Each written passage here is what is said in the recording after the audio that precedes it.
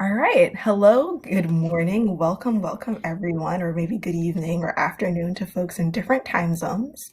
My name is Elizabeth Linton, and I'm here as your moderator for today's How Do I Build My Academic Portfolio panel session.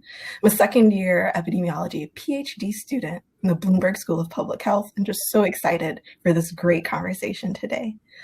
Let's get started by briefly introducing our panelists. First, we have Dr. Amira Rose Davis, Assistant Professor of History and African American Studies at Penn State University. Then Dr. Elizabeth Nance, Associate Chair for Undergraduate Studies in the Department of Chemical Engineering at the University of Washington. And finally, Dr. Clinton Cave, Assistant Professor of Neuroscience at Middlebury College. All are fantastic Hopkins alum, and we're so grateful to them for contributing to our inaugural Horizons by Hopkins conference. Thank you. So for our participants, we really want this session to be engaging and as interactive as possible. So please feel free to ask relevant questions using the live chat feature. I'm going to do my best to incorporate your questions into our discussion as we go along.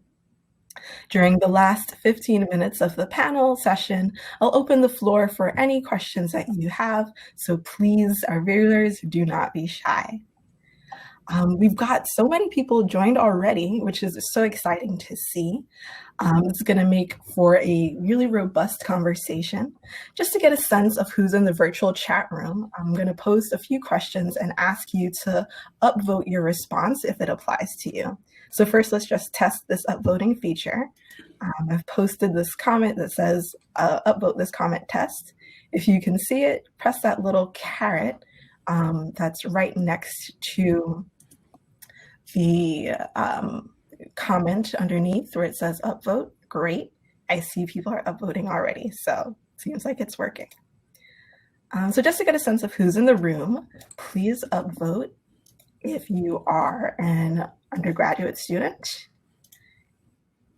are in the working world,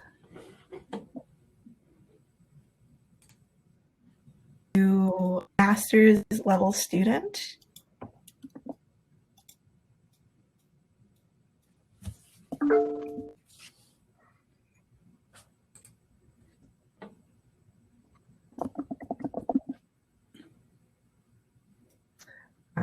if you are a PhD student,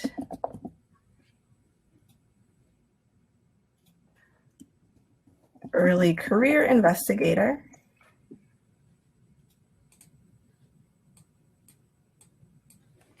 or maybe just something else.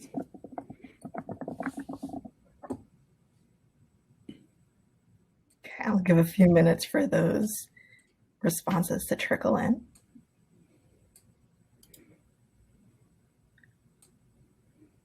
Okay, so I'm seeing mostly PhD students, a few masters, a few folks who are early career. Okay, great. And now I'd like to get a sense of our disciplines that we have represented in this virtual room. So please upvote if you are in the humanities, social sciences,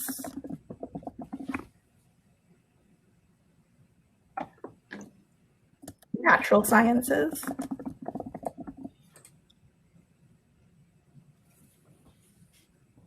public health or medicine.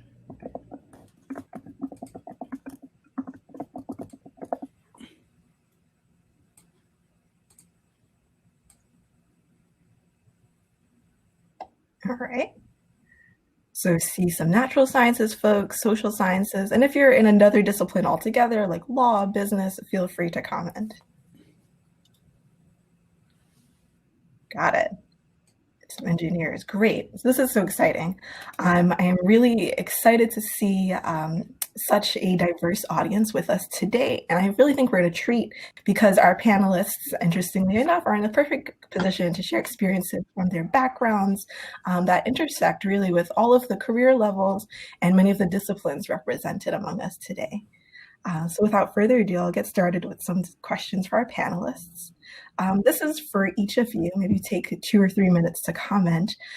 In your opinions, what is an academic portfolio anyway? How does it differ, if at all, from the portfolio that one would build if their work was perhaps more practice-oriented rather than research-oriented? What should it contain and what should it definitely not contain? Go.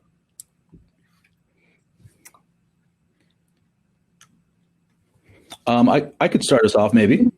Sure. So, when I'm thinking about an academic portfolio, I think it really depends on the context that you're using it for, right? So, and this is also something that I would say is not a static document, or is not static content. You want it to be dynamic, you want to keep it updated, and you want it to be specific to whatever your particular career goals are. So, for example, I am at Middlebury College, which is a primarily undergraduate institution. My main focus is education and teaching. So it's a teaching-heavy academic position.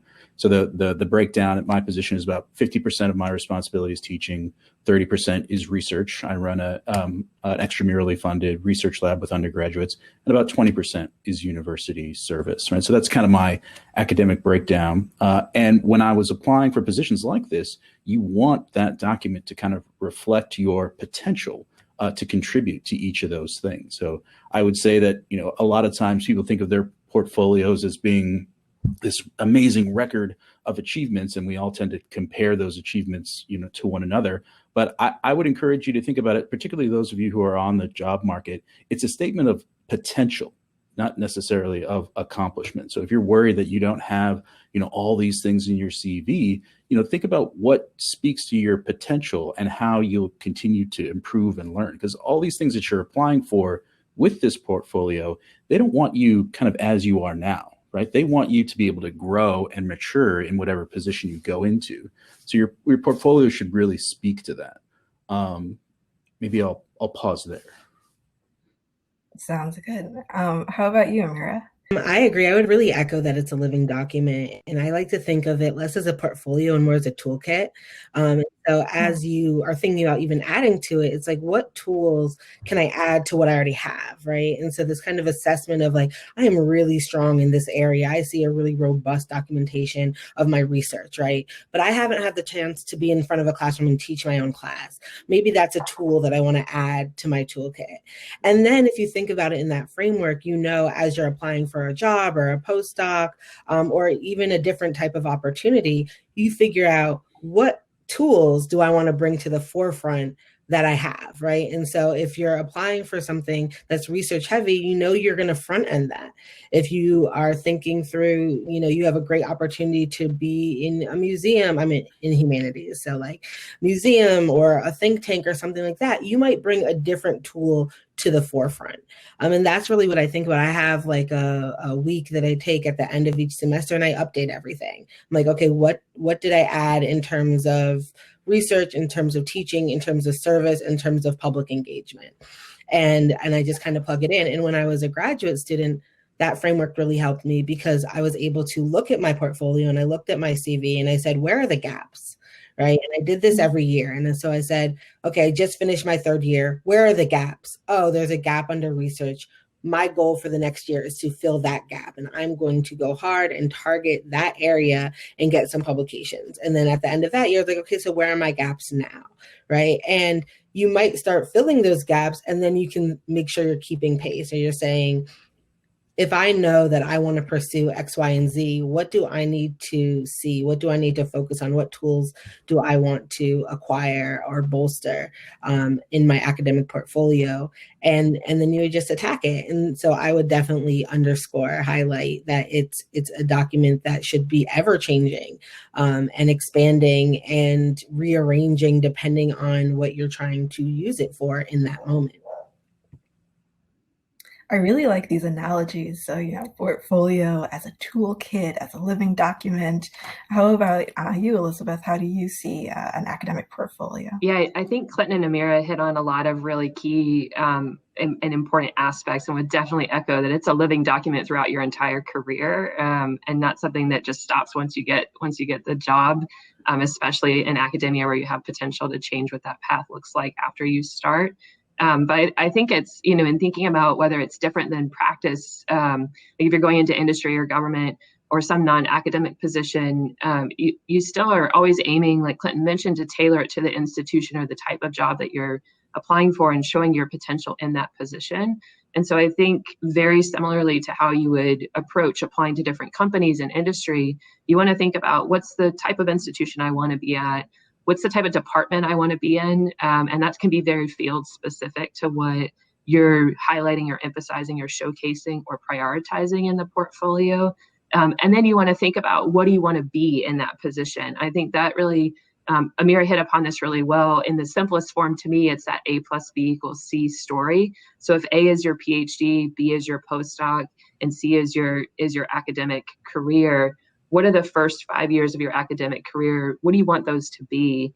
And how do you get, in the simplest form, that A plus B to provide you with the skills, provide you with the experiences that allow you to, go forward with whatever the potential might be and what your C looks like in the academic setting. So I think that's, there's a lot of different, people might have multiple Bs, multiple As, there's lots of different ways to piece that together. But I think really thinking about what is my vision for the first 5 years of my academic job, and what are the skills that I need to highlight or fill in those knowledge gaps, like Amira mentioned, that I need to focus on in the time period I have between now and when that job is going to start.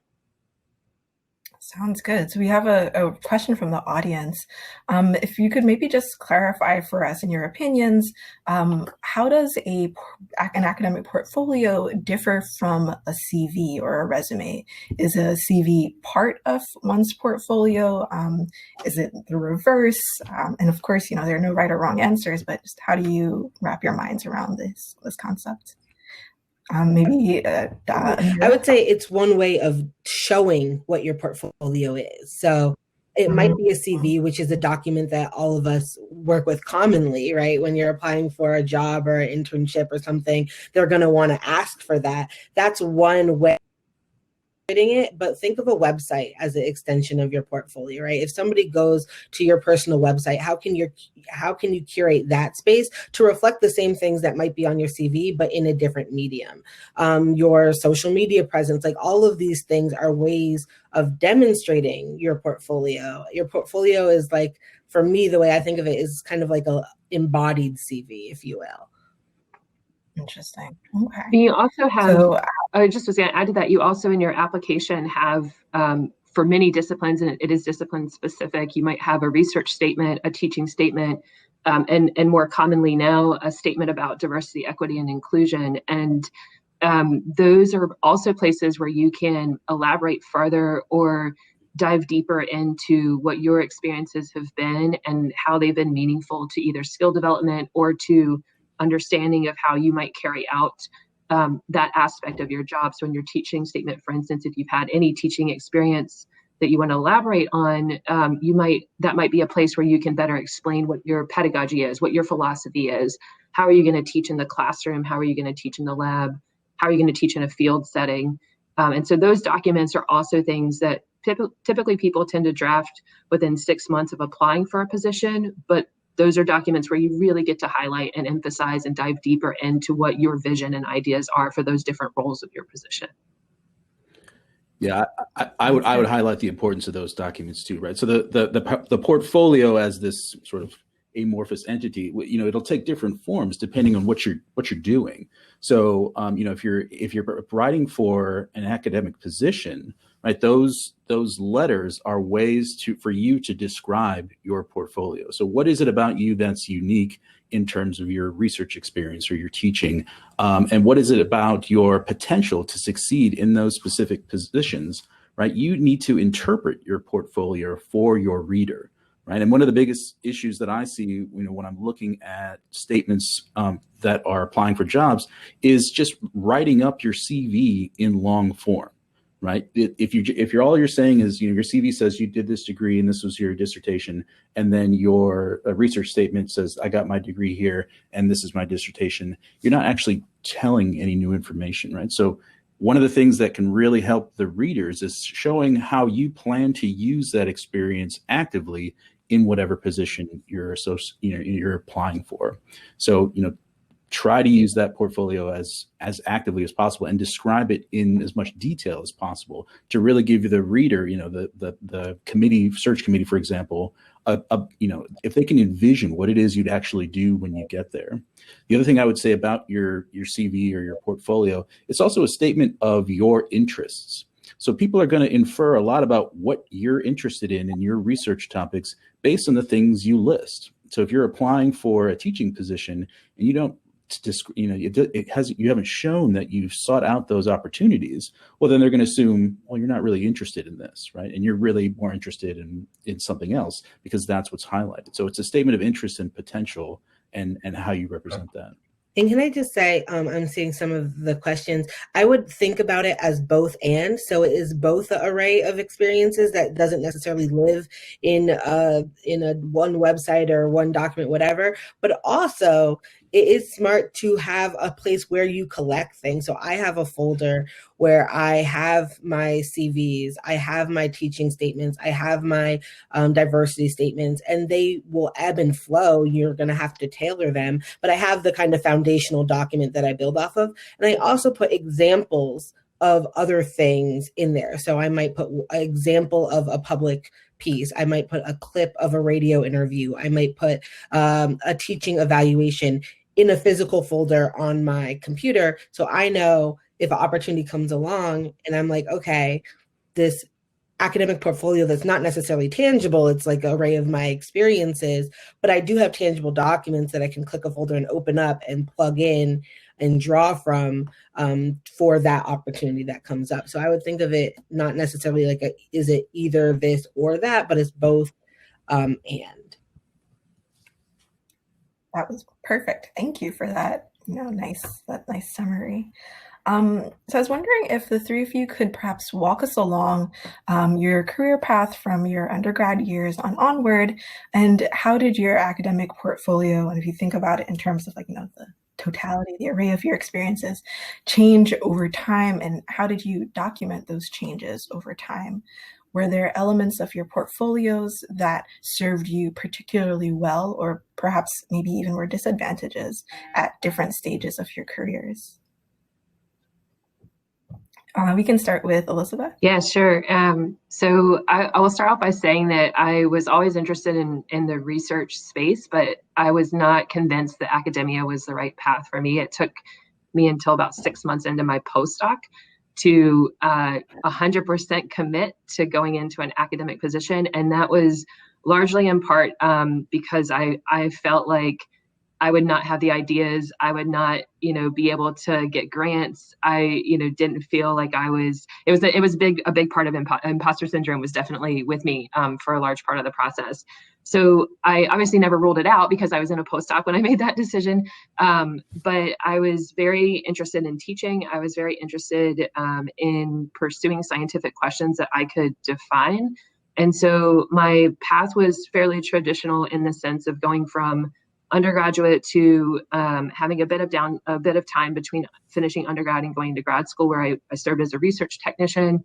That was largely just to have income, and then went to grad school and did grad school at Hopkins in the chemical engineering program. And during that time, I think some experiences that were really important to me to have as part of my academic portfolio, because they were parts of my identity, or at least I felt like they were parts of my identity. We're staying engaged in social entrepreneurship. So working with nonprofit organizations was always part of my life and very important to me. And I knew that I wanted to go into a career where I could have that as a key part of my day-to-day in whatever job that was going to be. And then getting as much exposure to as many disciplines as possible. While chemical engineering was the field I was in, I was really interested in tackling a very complex problem of trying to understand and treat the injured brain.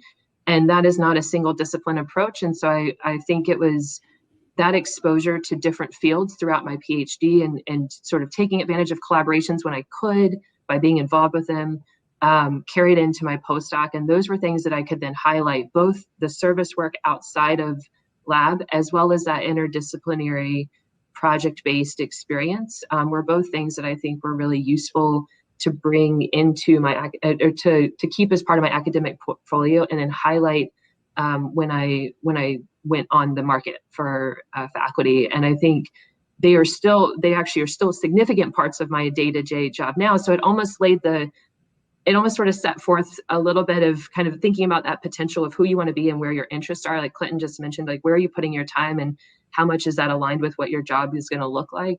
I think that really established that these were priorities to me. And so this was going to be something that I would bring to the table. And then it was on me to make sure that I was putting that forward as strengths that the institution would want or that the department would want when I went on the market. So not everybody might see those as strengths. A lot of people might see a lot of service as a downfall or as a loss of time from your other parts of your job. And so those were things I had to work and make sure I was putting forward as here's where the benefit's going to be in having these, but they were important to me and I had invested time in them.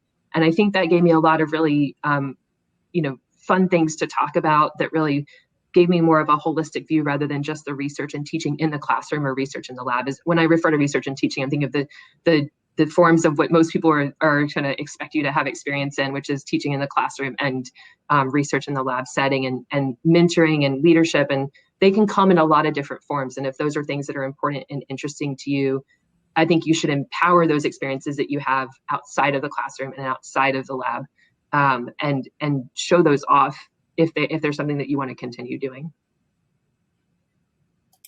Sounds good. How about you, Dr. Case? So I was a psychology major as an undergraduate, and I had done some research. I did my undergraduate at Yale. I was working in the Yale Child Study Center in the lab of Flora Vaccarino at the time, doing early neocortical development. So I had some research exposure to neuroscience as an undergraduate, and I really enjoyed it. But I knew after college I wasn't ready to go straight to graduate school. I was also still vacillating between graduate school and medical school. So after I finished, I moved back to Colorado, which is where I'm from, and I worked in the University of Colorado, the Anschutz Medical Center in the Department of Physiology and Biophysics there. So I took a tech job, which is a very common post-bac position to take after college. And that did a lot for me in terms of solidifying the fact that I knew I wanted to stay in science. I knew I wanted to do research because I had really foundational experiences there. And thinking about how that built my portfolio preparing for graduate school, I think most of the viewers were already at the graduate level, but that was really informative in showing that I had interest in this, right? And I was dedicated to this and sort of improving my skill with different techniques and learning about how to form scientific questions. And I used that to sort of advertise myself to graduate programs. So then I started the neuroscience program at Hopkins in 2009 and was fortunate enough to join the lab of Shan Sakanathan in the neuroscience department. And that's where I did my PhD and my postdoc as well. So that's kind of an atypical route. I stayed in my graduate lab to continue some of the projects that we were working on because they were going so well at the time. And during my 9 years at Hopkins, that was, a really big shift for me. Certainly there was a lot of intellectual development, a lot of mentorship that I received there, which I'm extremely grateful for. But as I was trying to think about what came next, it was a very difficult decision for me as well. Especially, you get into those later years of graduate school, you're trying to get that paper out, you're getting those rejection letters coming, it can wear on you, right? So, and all that's normal. So I was thinking about non-academic trajectories as well. But one thing that I knew that I was passionate about, in addition to research, was teaching.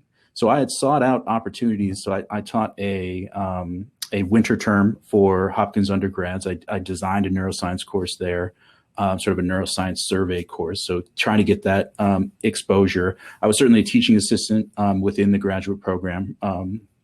I also volunteered to teach some, as a postdoc, I volunteered to participate in some of the graduate courses as well. So all of that kind of spoke to my interest in teaching and my potential for teaching.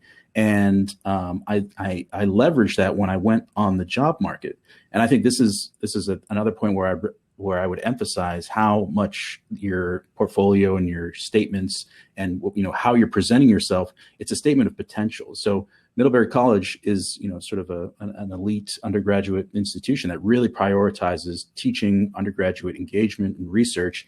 But I had never been a professor, the professor of record for a full semester. I had not run a full semester course.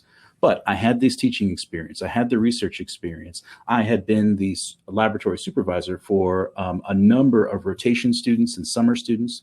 So I could teach students in the lab. I could teach that methodology. I could give presentations. And I also got my letter writers to speak to that potential as well. And so all of that is how I sort of advertised myself when I went on to academic positions that were focused on teaching. So, all of that time, things that you might say, well, we tend to have a very narrow vision of what gives us professional credit in academia. And that vision, when you're applying, needs to be expanded. Right? What is it that you do well? What is it that the place you're applying to does well? And how do you fit into that framework? And then you need to be able to illustrate that through your portfolio, whether it's your CV, whether it's your teaching statement. And again, it's both and, right? You need all of these things to line up and advertise yourself effectively for what you're going for. So then I was fortunate enough to get my position here. I started here in the fall of 2018. And then I think, keeping that portfolio active is something that needs to continue, right? So I, like Amira, have, basically you're collating everything that you're doing in terms of your future trajectory for my reviews and my promotions. You need to continue to show that development, to continue to show that interest in the aspects of the positions once you find them. Yeah. Thank you.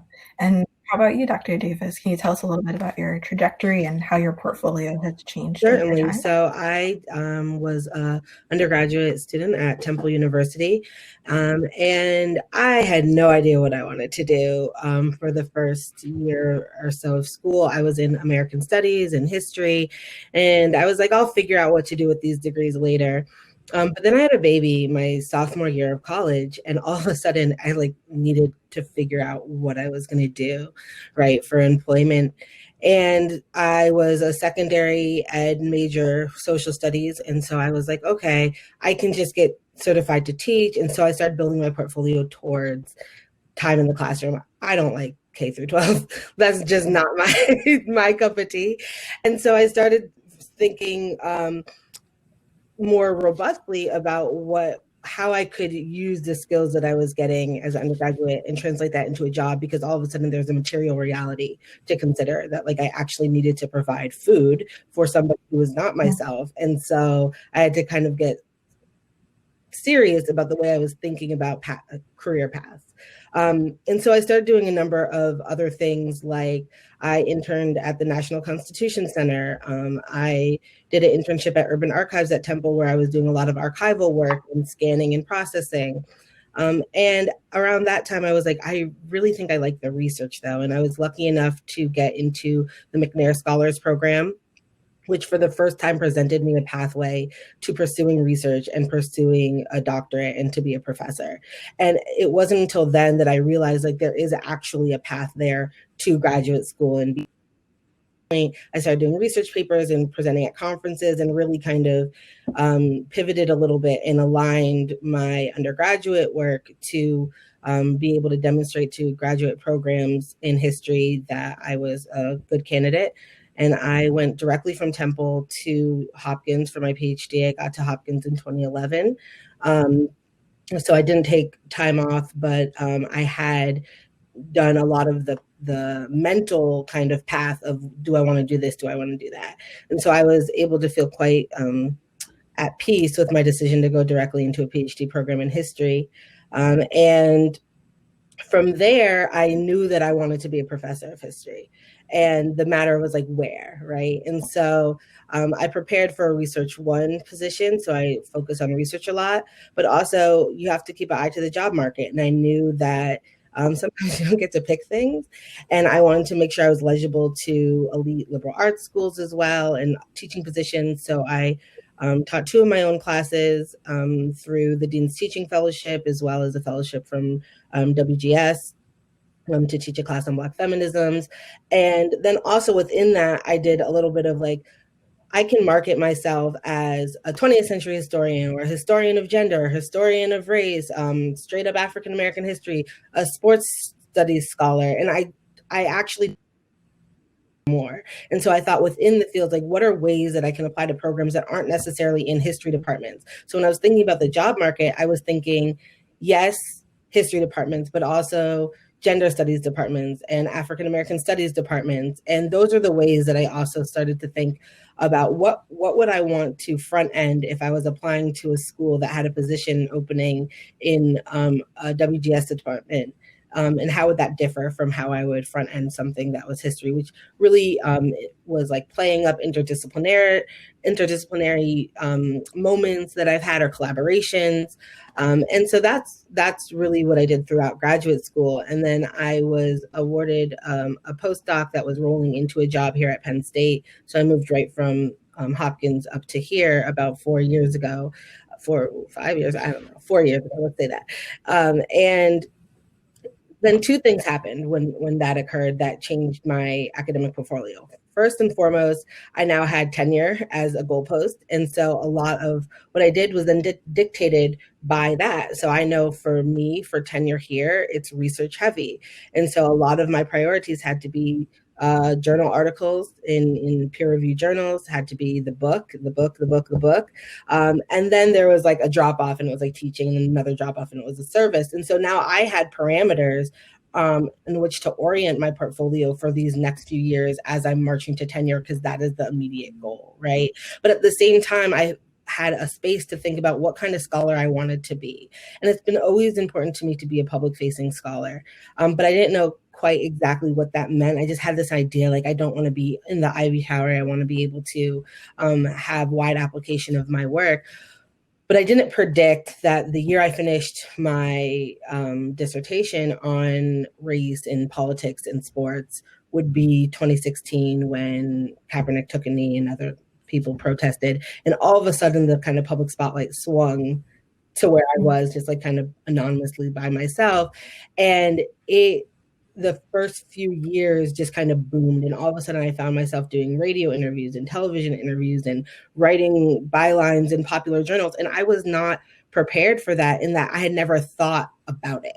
And it was just kind of happening. And so a few years ago, I had to stop and say, I need to be intentional about this, right? So part of my academic portfolio now needs to contain my public engagement and what that means.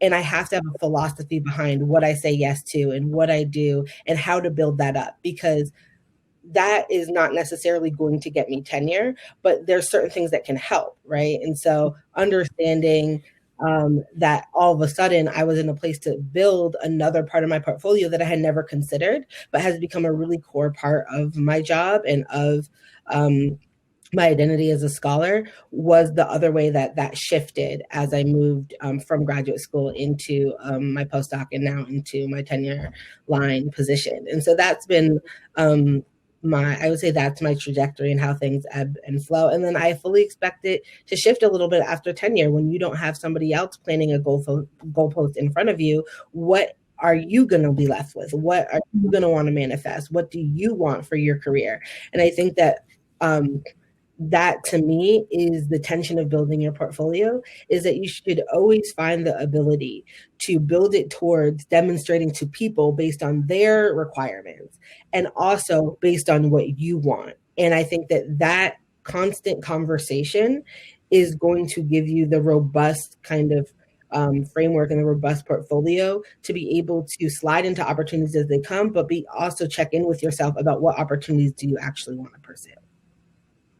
Sounds good. Thank you so much for highlighting how things have changed for you over the years and the different ways that you had to be intentional, or things just kind of fell across your path and shaped the way that you present yourself as an academic to the world. Elizabeth, can I add one thing to what Mira said? I think you mentioned in the question about documenting, and I think Mira hit on this well about kind of keeping, and Clinton as well, about kind of keeping things in, keeping track of things. That is, I cannot overemphasize how important. I just submitted my tenure package this summer, And I cannot overemphasize how important it is to document what you are doing and to keep samples. Some institutions might require you to have all of your teaching evaluations included in your tenure package. Others might require you to provide writing samples as part of your self-advocacy statement, or publications as part of your self-advocacy statement, or other forms of scholarly products, depending on what field you're in. And so that documentation aspect, the earlier you can get into a habit of keeping an updated CV where you're documenting it, but also keeping track of everything in your whatever organized form works for you, I think is so critical. Because if you don't keep track of it, going and filling that back in is not going to be easy when you're 5, 6, 7 years in, depending on where tenure occurs at your institution. And it also gives you a chance potentially early on, if you're documenting, to do exactly what Amira just said, which I think might set us up for the next series of questions, or maybe get at some in the comments, which is scholarly products can mean a lot of different things. And I think Clinton mentioned this as well. And with the presence of social media, with the presence of science communication becoming ever more important in our day-to-day lives, the way that we disseminate information and how intentional you are about making that your scholarly product could also be a significant component, or the component of your tenure package, rather than the historical publication of papers and whatever impact journals that you're aiming to go. Now that's not to say that you shouldn't do those things, because there's the bean counters in the world, and there are the people who will look for X number of papers and whatever quality of journals that are standard for your field, and it is based off of what your research area, your field is. But I think it's important to think about your intentionality in what you're doing and what you want to convert into scholarly work. And there are a lot of ways to take service. There are a lot of ways to take different forms of communicating your science and make those scholarly and make those acceptable as scholarly works. And I think that's just something to also document, but also be thinking about throughout your, both in your preparations for academia, as well as when you're in your early tenure stages. Thank you for that reminder to document. Yes. Next question is for Clinton and for Amira. I just kind of want to juxtapose perhaps the natural sciences versus humanities. As PIs, at your institution, if you were, let's say, reviewing an application for someone who wanted to be a postdoc in your lab, what would you look for in their research portfolios? And as you answer this question, I think you really answer specifically as you yourself in your current space. And to the audience, I will say, know that this answer will change wherever you're applying to different labs. I feel like our panelists can speak best about what they are currently experiencing. So we can start with Clinton. Sure. So I might tailor the question slightly. So I'm at an undergraduate college, and we typically don't have postdocs in our laboratory. So I run a research laboratory with undergraduates. Something that might be of interest to our viewers, though, is I was on a search committee last fall for a tenure track position at a college. So thinking about what types of materials would go on that portfolio, I might answer the question that way, if that's all right. So one of the things that you want to remember wherever you're applying, whatever you're applying to, that place thinks they do something extremely well, right? And they are proud of what they do, and they're proud of that product. And you need to figure out, how do you recognize that, and then how do you integrate that into your materials? So when you're looking for things to do, or, you're looking for how you might engage in a tenure track position at a place like Middlebury College, right? So teaching is really important, and I already kind of mentioned how you would represent aspects of that, even transitioning from an R1 environment to a primarily undergraduate institution. People are sometimes a little intimidated by that transition. I certainly was at the time. I thought, well, I know I love teaching, but they're going to say, well, you didn't do a teaching postdoc per se, so you're not really ready. And I don't think that's the case. You are ready if you feel that you are trained and you're engaged and you're excited about it and you're willing to learn. The other thing that I would say too is that because teaching and education is something that the college does extremely well, there are opportunities for a lot of professional development once you're here as well. So you might say, well, I have an interest in teaching, but I want to learn how to teach with a better eye for diversity, equity, inclusion. I'm going to write about that in my statements and say that that's something that I really want to work on once I'm there. That kind of potential and that kind of foresight really makes the search committee say that, oh, they're really envisioning themselves once they get here, right? And that's reflected in aspects of their portfolio. Switching to the research side, right? You need the teaching side, but you also need the research side. We do a good amount of undergraduate research here, and you need to think about how you would work with undergraduates and what kinds of products and projects you would have them working on. So one of the biggest issues that we see in applications is if you take an R1, if you apply to both, which I think is fine, but both those positions, on a position at an R1 versus a position at a college, they have very different goals. You'll have very different workflows, very different laboratory environments. So if we see a research statement that has a lot of, talks about incorporating, hospital patients and, magnetic resonance imaging and all these resources that we don't have, they haven't really thought about how they're going to make this research program work here. Similarly, if they're proposing research that would not be tractable for an undergraduate, right, that's also a big problem. Not to say that undergraduates can't handle a lot, right? They're quite talented, but they have limited schedules, right? So an undergraduate does not live in the lab the way a graduate student or a postdoc would. Living in the lab is not a great thing also, but I would discourage that as much as possible. But their timeframes are different, right? And their levels of commitments are different. And what they can learn and accomplish is different than at the graduate or postdoctoral level. So you need to envision that in your portfolio and how you're advertising what your research program would look like at small colleges. I just want to also throw in a response to a comment I saw in chat. You can do mouse work at colleges. So, for example, there is a vivarium here at Middlebury College, and people can do rodent work. So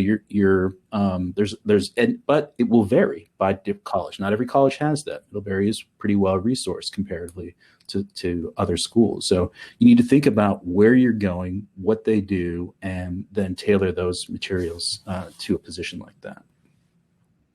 Perfect. And how about you, Amira? If you were evaluating someone for a position that you're hiring for, what are you looking for in their academic portfolio? So yeah, we don't have labs, but I would say that I am at a research institution, so the research is the most important part of that. And what that looks like is a really clear articulation of what your project is, what the stakes are, what interventions it's making, and the potential for moving beyond that project.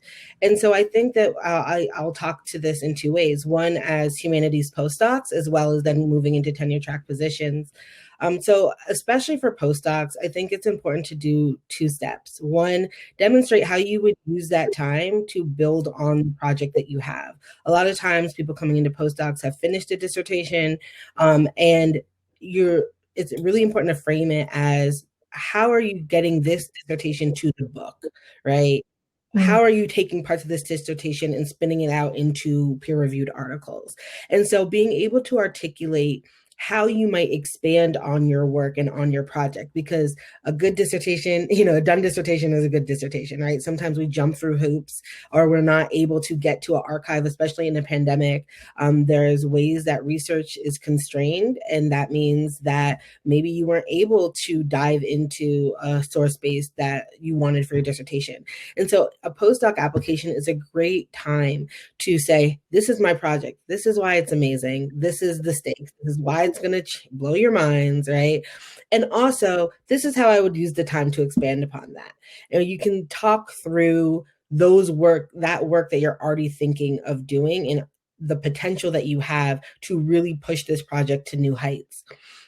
I would say the same thing is true if you're applying to a tenure track position at an R1, but I would emphasize that the biggest thing there is that you're applying as not a graduate student, but as a potential colleague. So I recommend that you don't really use the word dissertation, talk about as your project, your evolving project, right? Don't remind people that you're applying straight from graduate school. Like, talk through the same way they would talk through maybe their second book or their third book, right? Is the way that you're talking about your first book.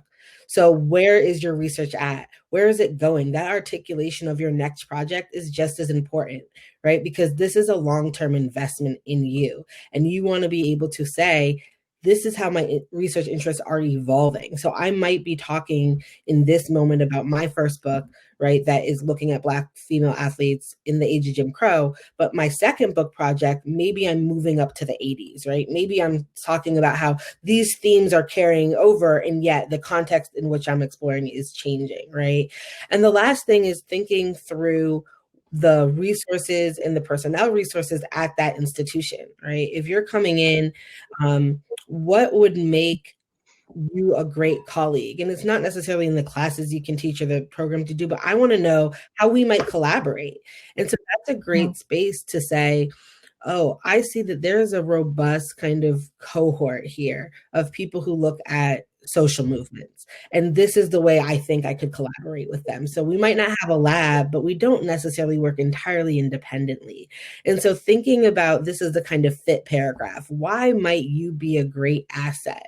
Right? You are bringing things to the table. I think sometimes when we are preparing job applications or postdoc applications, you think of it kind of like Oliver Twist. You're just like begging, right? You have your hand out, but really you have a great deal to offer whatever you're applying to.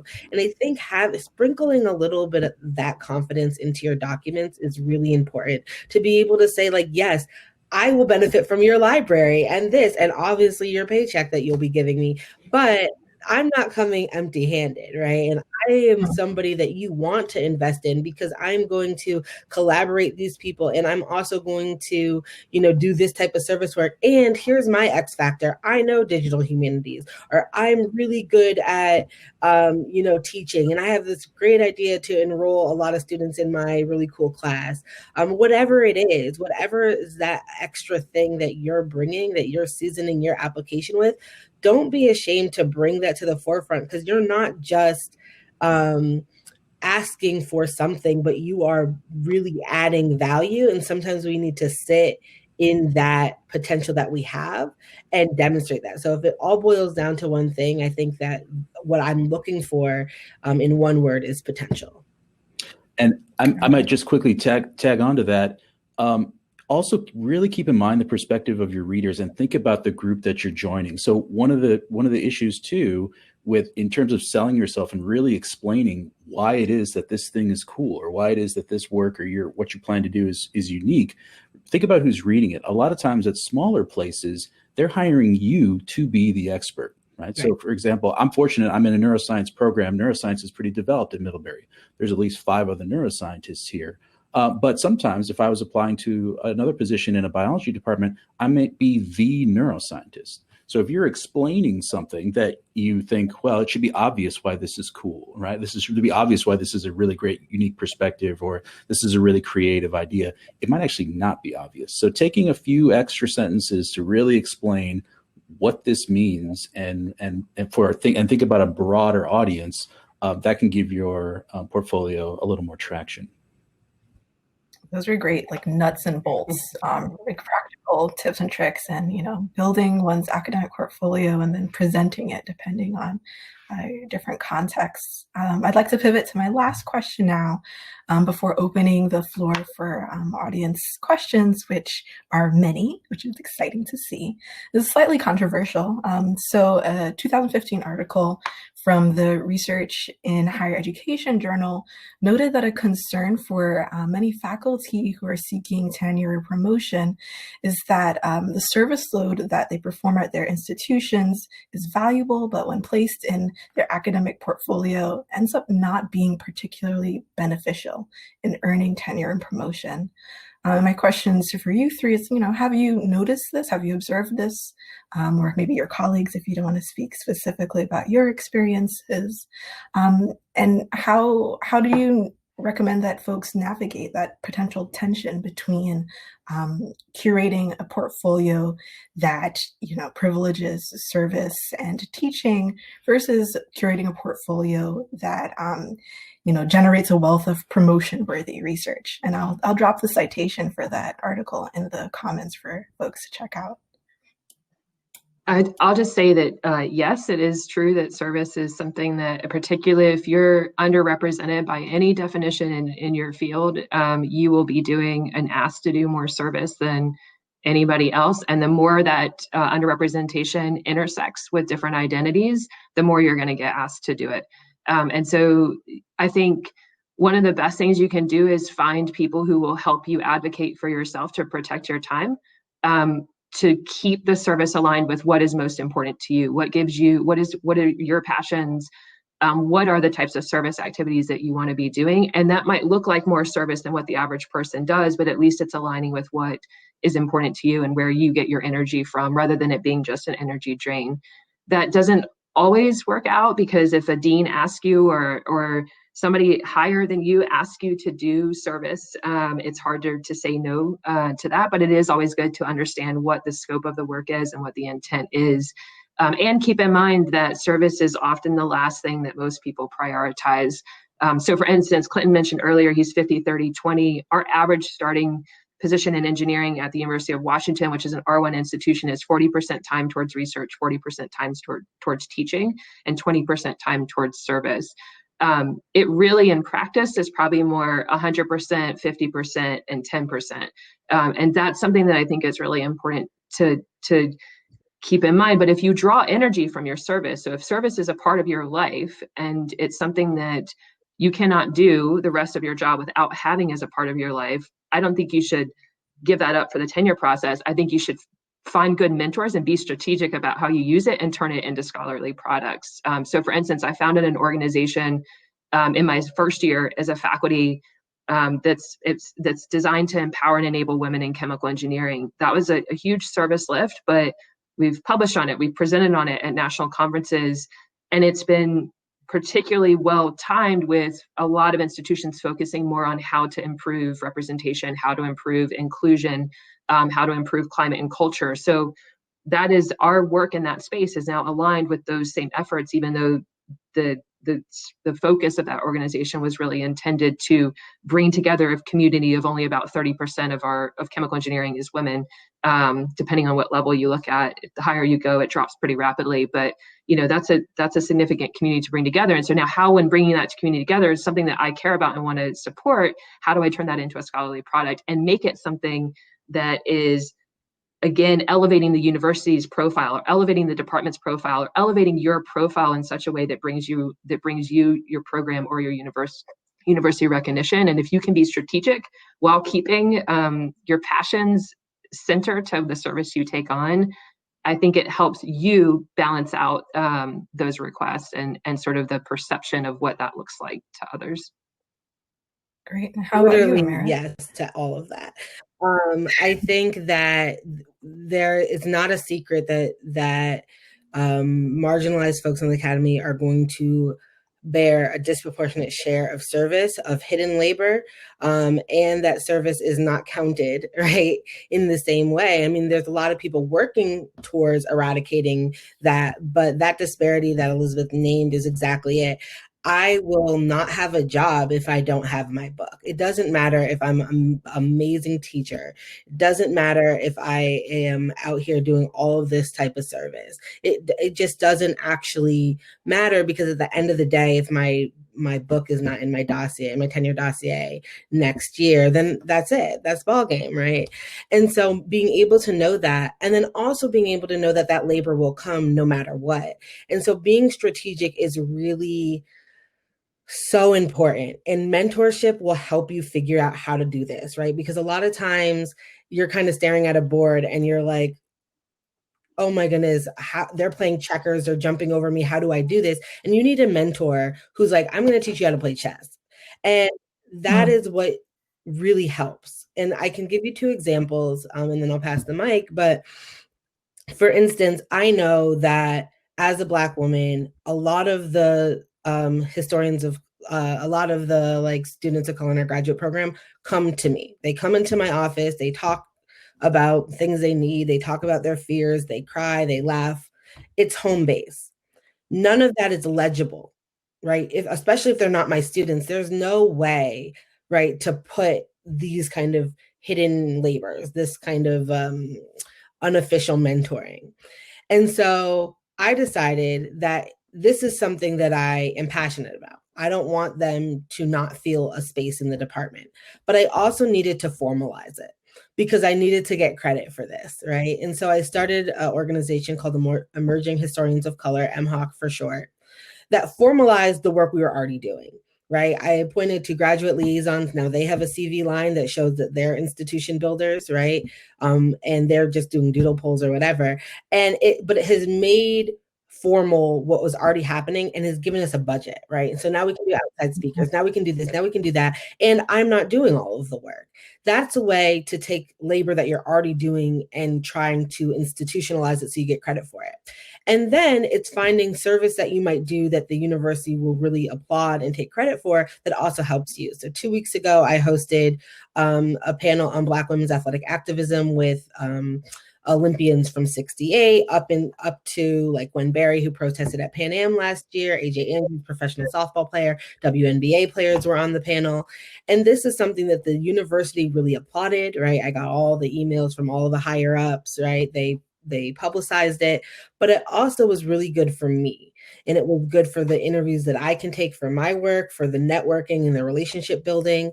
And I think part of that strategy is figuring out, again, like Elizabeth said, what is your why? Like, why do you want to do the service that you want to do? What are you passionate about? And you minimize the time it takes to do the service that you're required to do that you don't really give a damn about. And then you prioritize and figure out how to really give time to things that you're passionate about without it becoming something that sucks away from everything else. And I find talking to people energizing, right? I find these discussions energizing. So I know it also doesn't require a lot of time for me because I'm a talker. And so I can commit to serving on panels like this. I can commit to coming in and giving a talk. I can commit to doing NPR because 10 minutes, 20 minutes, an hour here isn't actually a time suck, but it's really fortifying. Whereas there's other things like I don't want to read applications. Like that takes too much time for me. It's not my ministry. Like y'all can have that, but being very clear about that has been the way to manage my service. But yes, it's still disproportionate. And my service at this point could get tenure for days if that was it's not. And so I think that's just a hard truth that we're all still kind of carrying. Yeah. So we're now in our last 4 minutes of the panel. Time has just really flown. I'll encourage individuals who are reviewing the panel to ask questions that you have. And if someone has asked a question that we haven't really touched on, please upvote that question or repost it so that it's at the top of the discussion forum for us to address. As we're waiting for questions, though, I wanted to kind of showcase different ways that our presenters or panelists today have presented their academic portfolios to the world. There are so many different media and forum that one can use. So I'm just going to share my screen quickly just to give folks a taste of all of the options that are out there. So first, in Dr. Nance's lab, they have a Github Repository. Can you speak really quickly about what GitHub is, 1 minute or less for the non-data scientists in the room? Yeah. And how this is a useful tool? Yeah, so this is just our main place where we keep any of our coding-based projects and a lot of the data that feeds into what we're using to generate code from and then do analysis or data visualization from. And it's a really nice interdisciplinary tool that others can access so they can see real time what we're doing. So it can be made public and people can edit and participate in real time, but it also gives our lab a way to keep version control, to keep documentation of everything. and to organize and track all data that would feed into, and all code associated with data that would feed into any project relevant to that in our research group. Sounds good. I see a question for Amira, so I'm going to also flip to your personal website at the same time, which I think is really cleanly presented. The question from Jessica is, what challenges did you encounter in identifying opportunities to enhance your portfolio, and how did you navigate those challenges? I think challenges always come down to time. And I think that you just have to look widely. You ask people about different opportunities. And then there's going to be times, and this kind of speaks to another question that's down in the chat more about if social media components and Twitter communications are frowned upon and stuff like that. I think that it's curating a large mentorship network so you have different opportunities. I think some challenges have been making some of the public work legible. So like you see here right on this webpage, these are all public pieces. And it's about, like, I'm as one person am not going to get my entire university to take that more seriously, but I can build coalitions with people who are trying to transform tenure requirements in certain ways. And I would say that I would just absolutely echo what Tara said down in the chat, which is that it's not necessarily frowned upon. Actually, a lot of social media presence is actually starting to be really encouraged, but don't mistake that for translating into like what will be prized by the institution. And so I think that there's a lot of ways that like it can be a plus, but it's still not going to be what gets you tenure. Got it. And Clinton, if you can have the last word, share it with us, the most important takeaway or nugget from this panel. We have less than a minute left. Yeah, and just to go back to service, I would echo everything that my co-panelists said. Protect your time, get mentorship. Don't, no one ever lost their job because they didn't do enough service, typically. You have my kind of research gate up. This is a summary of sort of publications. And again, I would say publications is only one way to market yourself. Think of yourself holistically about all the things that you're bringing to the table, and then think about how you advertise them in different contexts, and you'll be just fine. Perfect. Thank you again to our fabulous panelists. I encourage you to attend the keynote session that's going to start at 12:30, as well as other panels throughout the day. We just really appreciate your attendance, your insightful comments and questions, and look forward to seeing you in the other virtual breakout rooms. Have a great day, everyone. Thank you. Thank you.